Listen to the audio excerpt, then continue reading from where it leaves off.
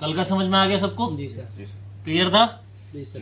Compressor, condenser, expansion valve, cooling coil, pipeline, liquid, सब समझ में आ गया। जी सर। अब उसके बाद आता है वायरिंग का, कि कंप्रेशर ऑन कैसे होगा। ठीक है, सबसे पहले हमारी सबसे मेन चीज वायरिंग को समझने की कोशिश करो। बी प्लस मतलब क्या है? Plus battery. ठीक है, बैटरी के बाद ये क्या आया? Fuse block, अंडरहुड। अंडरहुड का मतलब क्या होता है? बोनट, ये ध्यान रखना। ठीक है, तो अंडरहुड का मतलब हुआ बोनट। तो बोनट के अंदर जो फ्यूज बॉक्स होगा ये वो वाला फ्यूज बॉक्स है। ठीक है, अब फ्यूज बॉक्स के अंदर ये तुम्हारी जो है, ये जो डिजाइन दिख रहा है ऐसा बना हुआ, इसको बोलते हैं रिले। ये लिखा हुआ है एसी कंप्रेशर क्लच रिले। ठीक है, इग्निशन मेन रिले ऊपर लिखा है जी। जिसका नंबर क्या है? KR73। ठीक है, F7UB, F7UB इसका मतलब है फ्यूज नंबर 7 अंडर बॉक्स। ठीक है, जो फ्यूज ब्लॉक है इसका आएगा। ठीक है, ये फ्यूज लिखा गया कितने एम्पेयर का है? 10 एम्पेयर का। ठीक है, अब इसमें ये समझने की कोशिश करो। रिले के अंदर 4 वायर होती है, जो बताया था मैंने। 30 नंबर कौन सी होगी तुम्हारी? बैटरी। ठीक है, बैटरी के बाद इग्निशन कौन सी होगी तुम्हारी? 86। ग्राउंड कौन सी हो गई? 85, सॉरी 85। और जो कंप्रेसर पे जाएगी वो कौन सी होगी? 87। ठीक है, तो अब ये है तुम्हारा एसी कंप्रेसर क्लच जो ऑन होगा, क्योंकि एसी में तुम्हें बताया है बेल्ट के साथ रेगुलर चलता है, कंप्रेसर की जो पुल्ली होती है वो घूमती है, लेकिन जब एसी ऑन करते हैं तो मैग्नेट बनती है और क्लच क्या होता है? आपस में चिपक जाएगा। ठीक है, क्लच जब चिपकेगा तो अगर इधर तुम देखोगे एसी कंप्रेसर क्लच, इसके अंदर 2 वायर आ गई, एक बी और एक ए कहाँ से आ रही है? सीधी ग्राउंड से। ठीक है, तो बी वाली वायर आएगी तुम्हारी डायरेक्ट रिले से। रिले के बीच में एक फ्यूज है 10 एम्पेयर का। ठीक है, और उस रिले का कलर YE मतलब येलो, ब्रैकेट में डी है, डी। ये क्या हुआ? Yellow dark. कौन सी हुई? Dark yellow. और इसके बाद है BU मतलब ब्राउन, सॉरी ब्लू। अब इसमें क्या हुआ? डार्क येलो वायर है जिसपे ब्लू कलर की एक लाइन आ रही है। ठीक है, कलर कोड समझ में आ गया? ये वायर सीधी यहां से यहां। अब ये मेन बात यह है कि ये रिले ऑन कैसे होंगी। रिले ऑन होने का प्रोसेस समझो पहले। इग्निशन का जो डायरेक्ट आएगा, ठीक है, बैटरी का डायरेक्ट है, और एक डायरेक्ट सीधा कंप्रेसर क्लच पे। ठीक है, रह क्या गया? ग्राउंड कहां से आएगा तुम्हारा? इंजन कंट्रोल मॉड्यूल मतलब ECM। जैसा मैंने बताया था कि एसी कंप्रेसर में जो ग्राउंड आता है वो ECM से आता है। लेकिन ECM से आता कैसे है? ECM से आने के लिए ये पूरा डायग्राम उसी का है। ठीक है, सिर्फ एक क्लच ऑन करने के लिए ये पूरा डायग्राम। ठीक है, फर्स्ट ये है तुम्हारा HVAC मॉड्यूल। ठीक, HVAC मॉड्यूल का है, इसके अंदर एक ये ग्राउंड है, ठीक, और ये रिले है। ये जो साइन आता है ये रिले का ही होता है। ठीक है, अब इसमें देखो फर्स्ट कौन सा? ये एम्बिएंट एयर टेम्परेचर सेंसर। ठीक है, ambient air temperature sensor. Ambient temperature मतलब जो कैबिन के अंदर का जो टेम्परेचर होता है गाड़ी के अंदर का, ये उसका है। ठीक है, पहले तो ये इस सेंसर से सिग्नल लेगा। ठीक है, उसके बाद ये दूसरा सिग्नल लेगा तुम्हारा एवोपरेटर टेम्परेचर सेंसर। एवोपरेटर मतलब कूलिंग कॉइल टेम्परेचर सेंसर। ठीक है, कूलिंग कॉइल टेम्परेचर सेंसर अगर नहीं काम करेगा तो ग्राउंड रिले पर नहीं आएगा। ठीक है, ये मैं बताता हूं तुम्हें। जैसे ही तुमने क्या किया, एसी का कंप्रेसर क्या किया? ऑन किया जी। ऑन करोगे, फर्स्ट ये सिग्नल लेगा एम्बिएंट टेम्परेचर से, सेकंड सिग्नल लेगा एवोपरेटर से। ठीक है, अगर ये दोनों सेंसर ऑन है तब ECM को पता लगेगा। ECM यहां से सिग्नल देगा सीधा रिले को जो आएगा ग्राउंड में जी। मैंने पहले ही बताया है, मॉड्यूल कोई सा भी हो, 2 तरीके के ही सिग्नल देता है। फर्स्ट ग्राउंड देगा, सेकंड पॉजिटिव देगा, वो भी 5 वोल्ट। हाँ, सेंसर के केस। ठीक है, सेंसर के केस में, नहीं तो ज्यादातर ये नेगेटिव ही प्रोवाइड कर पाएगा। ठीक है, अब क्या हुआ, ईसीएम ने सबसे पहले सिग्नल किससे लिया, एवोपरेटर। एक तो एवोपरेटर से लेगा, दूसरा एम्बिएंट से। एम्बिएंट टेम्परेचर का सेंसर जाएगा एचवीएसी मॉड्यूल को, ताकि ये आगे की चीजें संभाले, क्योंकि एचवीएसी मॉड्यूल से ही ब्लोअर ऑन होगा जी, ठीक है, क्योंकि ब्लोअर मोटर ऑन होना जरूरी है, इसी के सिग्नल से ही ब्लोअर मोटर ऑन होगी, ठीक है। उसके बाद कंप्रेशर ऑन करने के लिए हमें चाहिए एवोपरेटर सेंसर, ठीक है। एवोपरेटर सेंसर का जब सिग्नल आएगा तभी ये यहाँ से रिले को ऑन करेगा, ठीक है। रिले ऑन होंगी तो ये स्विच कंप्लीट होगा और कंप्रेशर ऑन हो जाएगा, ठीक। बट इसके बीच में एक वायर आ रही है, जो एक वायर सिग्नल से जाएगी एचवीएसी यूनिट को, क्योंकि इसका सिग्नल भी ईसीएम को चाहिए, ठीक है। तो क्या हुआ, एक वायर जो सीधी तुम्हारी एचवीएसी यूनिट से आ रही है ईसीएम में, इस वायर का कलर क्या है, ब्राउन। बी एन मतलब ब्राउन, ब्रैकेट में येलो। तो ब्राउन कलर की वायर है जिसपे येलो कलर की एक लाइन है, ठीक है। X1 का मतलब ये है कि इस मॉड्यूल का जो कपलर है, कपलर नंबर 1, ठीक है, उस कपलर नंबर 1 की 11 नंबर पिन, ये 11 लिखा है, ये 11 नंबर पिन है जो सीधी ईसीएम में आ रही है। अब कपलर से तो ईसीएम में निकली 11 नंबर, ठीक है, बट ये ईसीएम में कितने नंबर पे आएगी, ईसीएम तक बाद में जाओगे, पहले ये साइन दिख रहा है, ये जो साइन बना हुआ दिख रहा है, ये इस साइन का मतलब होता है कनेक्टर, दो कनेक्टर आपस में जब ज्वाइंट होते हैं, ठीक है।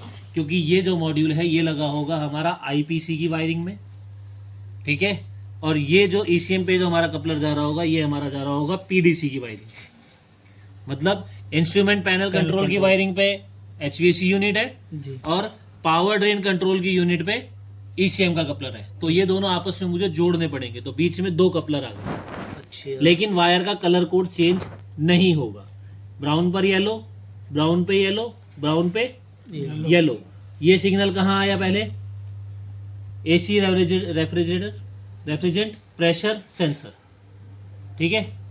ये कौन सा है पता है, जैसे तुम नॉर्मली बोलते हो एचपी स्विच, मतलब हाई प्रेशर स्विच, बताया था हाई प्रेशर स्विच का सिग्नल आएगा तभी वो आगे वर्क करेगा, ठीक है। तो ये जो सेंसर है तुम्हारा वो है हाई प्रेशर स्विच का।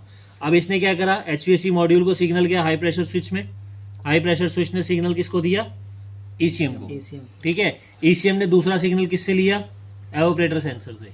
ईसीएम के बीच में ये देखो, अब यहाँ भी दो आ गए जी, यहाँ भी दो आ गए, ठीक है, क्योंकि ईसीएम का ये कपलर कौन सा है, पीडीसी का, लेकिन एवोपरेटर का जो सेंसर है वो किसके कपलर में आएगा, एचवीएसी यूनिट की वायरिंग के अंदर। जो एचवीएसी यूनिट होती है तुम्हारी, जो एसी डक्ट होता है जिससे हम एचवीएसी यूनिट कहते हैं, इसकी वायरिंग अलग आती है, वो एचवीएसी के साथ आती है, ठीक है। तो एचवीएसी यूनिट जो है वो पहले आईपीसी से कनेक्ट होगा इंस्ट्रूमेंट पैनल से, तो ये हो गई तुम्हारी एचवीएसी यूनिट की वायरिंग, ये इतनी हो गई तुम्हारी आईपीसी की वायरिंग। आईपीसी किसके साथ कनेक्ट हुई, पीडीसी के साथ। तो पीडीसी का सिग्नल कहाँ गया, सीधा ईसीएम में, पीडीसी कनेक्ट है ईसीएम में, ईसीएम के अंदर, ठीक है।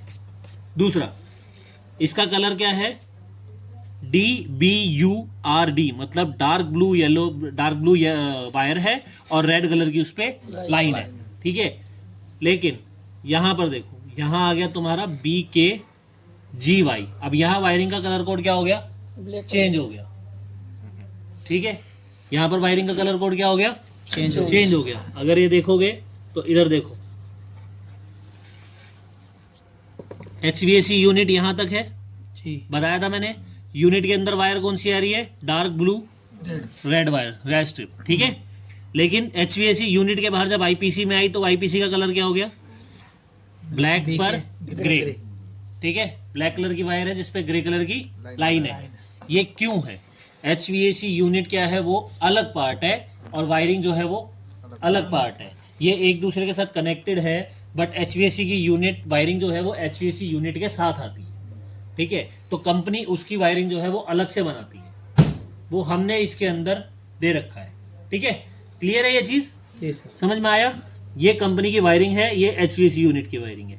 तो कंपनी की वायरिंग का कलर कोड सेम रहेगा, लेकिन यूनिट की वायरिंग का कोड अलग है। तो ये पढ़ना सबसे ज्यादा जरूरी है, जो पढ़ना आना चाहिए, ठीक है, वायर के कोड समझने की कोशिश करो, जिसको समझ में आ जाएगा ना वो वायरिंग कर सकता है। वायरिंग को चेक करना बहुत आसान है, बस समझने की देर है। समझने के लिए तुम्हारे पास क्या आया, डार्क ब्लू पे रेड, ठीक है, यूनिट के अंदर है, यूनिट के बाहर ब्लैक पे ग्रे, आईपीसी पीडीसी से कनेक्ट हुई, लेकिन वायर का कलर कोड चेंज नहीं हुआ।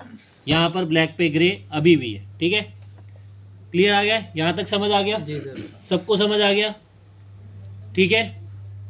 दूसरा, तुम्हारे पास एक इंस्ट्रूमेंट क्लस्टर स्केमेटिक है, ठीक है। इंस्ट्रूमेंट क्लस्टर स्केमेटिक का मतलब है जो आपका इंस्ट्रूमेंट पैनल होता है, मतलब एसी पैनल। एसी पैनल होता है ना, इसमें हमारा कंट्रोल होता है, कंप्रेशर कब ऑन करना है, कितना ब्लोअर चलाना है, कितने हीटिंग पे रखना है, कितना कूल पे रखना है, ऑटो पे चलाना है कि नहीं चलाना। दिखाता हूँ कैसा होता है, हर गाड़ी का अलग होता है। ये देख रहे हो, हाँ, इसको बोलते हैं इंस्ट्रूमेंट पैनल, ठीक है, इसको बोलते हैं इंस्ट्रूमेंट पैनल। ये हर गाड़ी के अलग अलग होते हैं। ये तुम्हारा बीट का है, ये है तुम्हारा मैनुअली का, और ये है तुम्हारा, ये लिखा हुआ है मैनुअल एचवीएसी, ऑटो एचवीएसी, ठीक है, समझ आ गया। उसके बाद एक और आता है, इसमें क्रूज का भी आता है, क्रूज का दिखाता हूँ।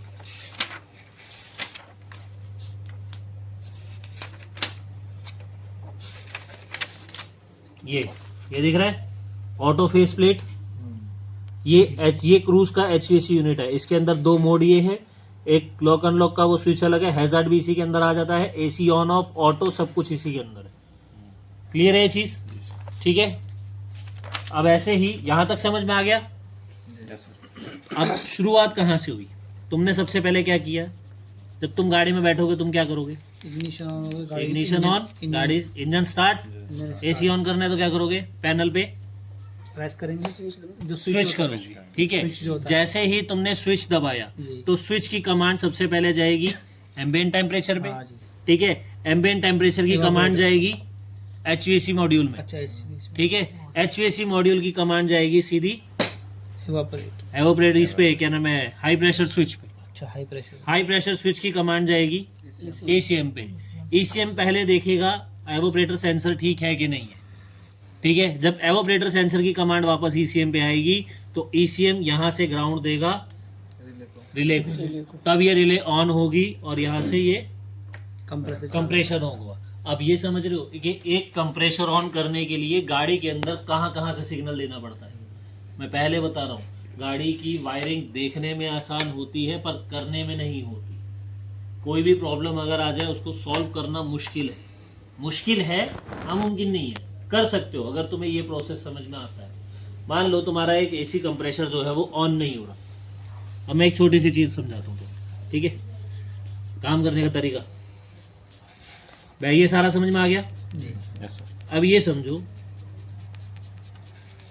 ज्यादातर लोग पता है क्या करते हैं, जैसे मान लो एसी ऑन करना हो तो तुमने क्या किया, स्विच दबाया, स्विच दबाओगे तो कमांड आनी चाहिए यहाँ पे, क्योंकि अगर सब कुछ ठीक है तो यहाँ पे क्या आएगी, कमांड आएगी, ठीक है। रिले के अंदर 4 पिन है, 30 बैटरी, 87 कंपोनेंट, ठीक है। तो ये दोनों तो हटा दो, 87 तो हटा ही दो, ये बाद में चेक करेंगे। मान लो तुमने स्विच ऑन करा, कंप्रेशर ऑन नहीं हो रहा, तो सबसे पहले प्रोसेस क्या है, सबसे पहला तो ये है कि फ्यूज चेक करो, फ्यूज ठीक है कि नहीं है, ठीक है।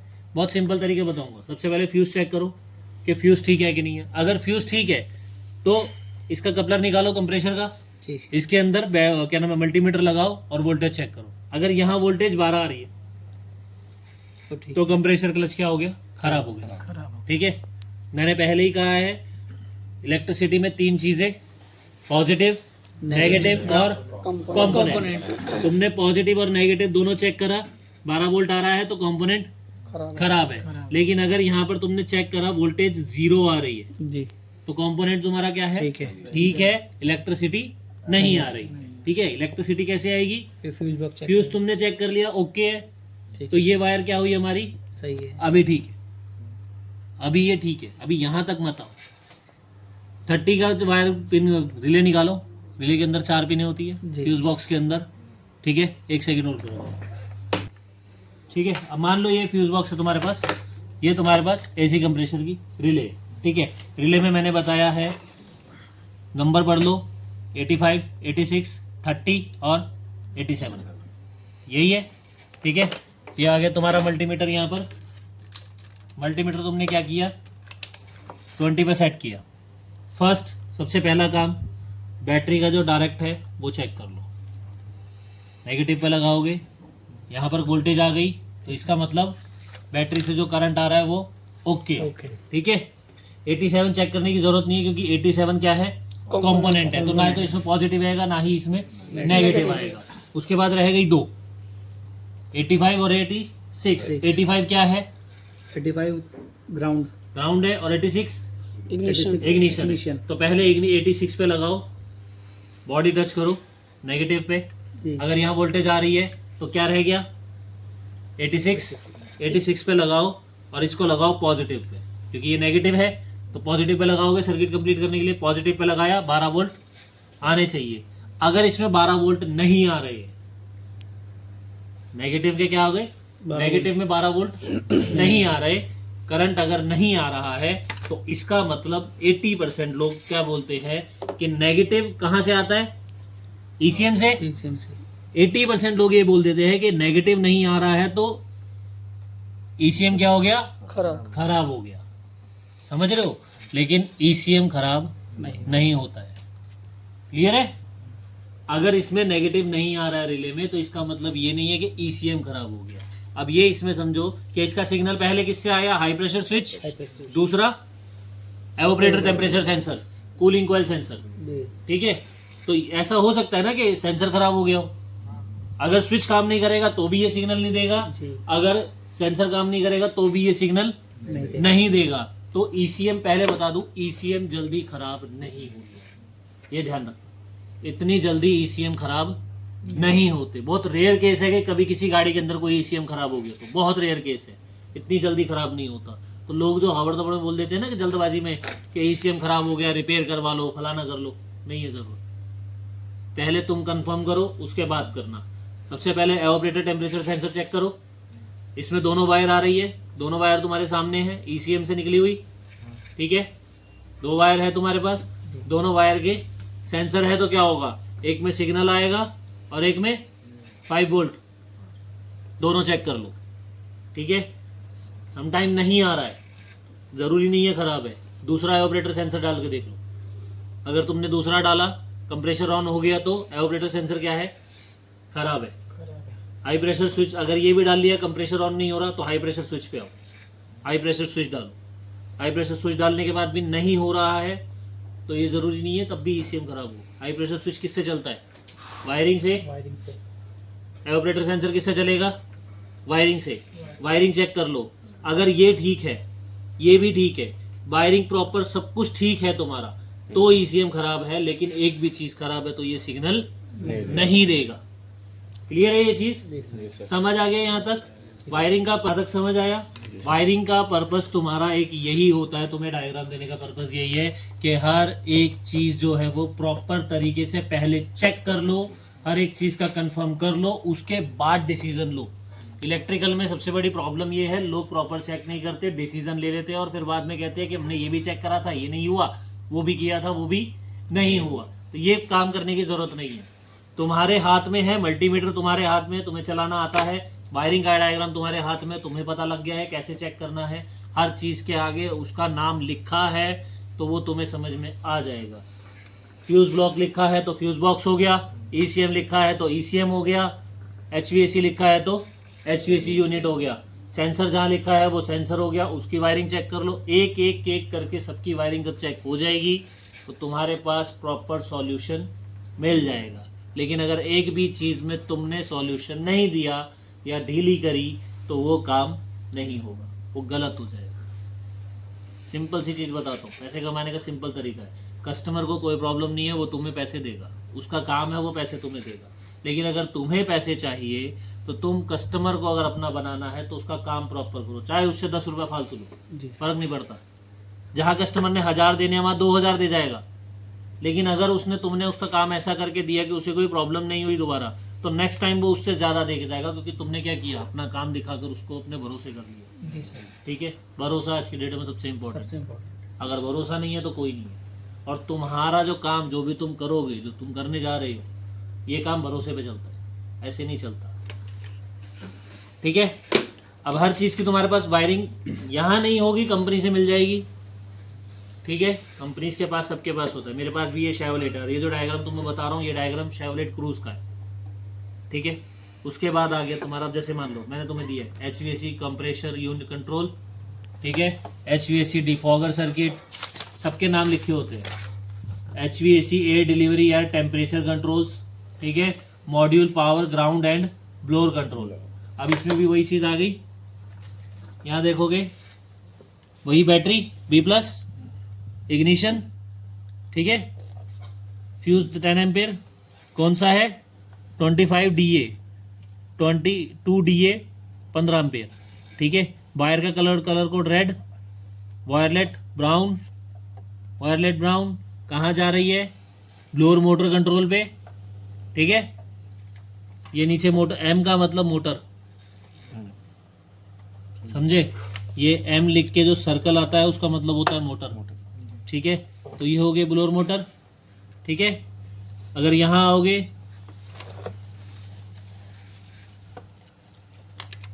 ये ब्लोअर मोटर कंट्रोल मॉड्यूल हो गया। ठीक है, ये तुम्हारा स्विच हो गया ब्लोअर की स्पीड का, एक तरफ पंखा एक तरफ 0 है, तो ये क्या हो गया, ये वही स्विच हो गया। किस में है ये, HVAC कंट्रोल मॉड्यूल। ठीक है, तो ये सब चीज़ें किस में आई, मॉड्यूल में। ये क्या लिखा है, इंटीरियर लाइटिंग स्कीमेटिक, मतलब इंस्ट्रूमेंट पैनल कंट्रोल, जो तुम्हारा HVAC यूनिट का मॉड्यूल है, जी, सॉरी स्विच का जो बटन है। अच्छा, ठीक है, AC पैनल जिसे बोलते हैं, ये वो हो गया। ठीक है, उसके बाद ये सनलोड सेंसर लिखा है, जी, ये इंजन कूलेंट टेम्परेचर सेंसर लिखा है। जी, ठीक है, हर चीज़ की कमांड के बाद ही चीज़ें चलती हैं, समझ रहे हो। तुम्हारे हाथ में जब तुम काम करने जाओगे, काम करना आज की डेट में इतना इजी हो चुका है कि अगर तुम कस्टमर को समझाओ ना, वो समझ जाएगा। जैसे अभी तुम फ्रेशर हो, मैं समझा रहा हूँ, तुम्हें समझ में आ रहा है, ये इतना इजी हो चुका है कि तुम्हें मैं जैसे भी समझाऊंगा तुम्हें समझ में आ जाएगा। जी सर, बस काम करने पे डिपेंड है, अपना काम करो परफेक्ट। ठीक है, अपना काम परफेक्ट करोगे, कोई प्रॉब्लम नहीं। क्लियर है यहाँ तक, यस सर। सबको समझ में आ गया।